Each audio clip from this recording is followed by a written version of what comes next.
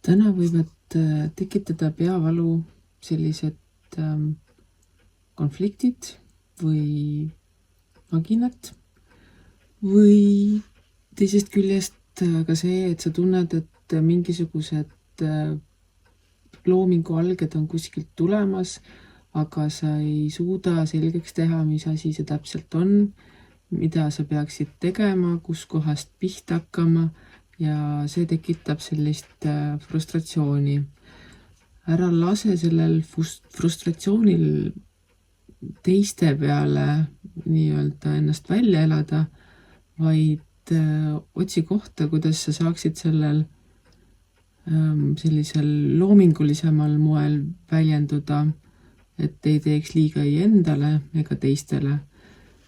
Ja see energiat, mis võivad õhus olles tekitada sellist naginat inimeste vahel, jälgi ka neid, et sa ei muutuks kergelt ärrituvaks ja ei laseks teiste ütlemistel, teiste tegemistel iseenese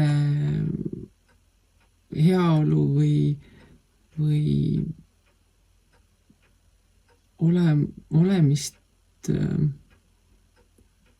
ärritavaks muuta.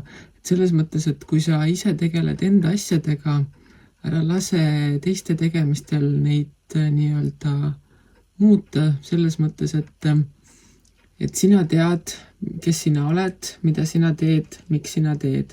Kui teised ütlevad midagi, siis see ütlemine on alati nende teiste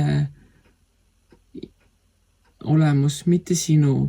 Et kui keegi ütleb sinule midagi pahasti, siis tihti on see ütleja asi, mitte selle, kelle pihta see nii-öelda on mõeldud.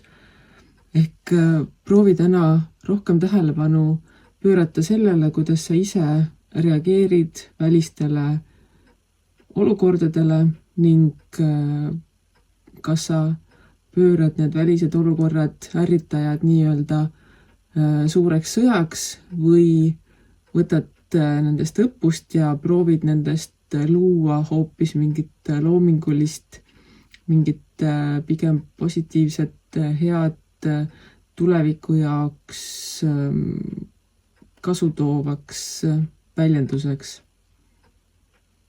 Igal juhul ära lase teistel enda pead valutama panna, igas negatiivses läbielamises on mingi positiivne, leia see üles ning loo sellest mõni uus ja parem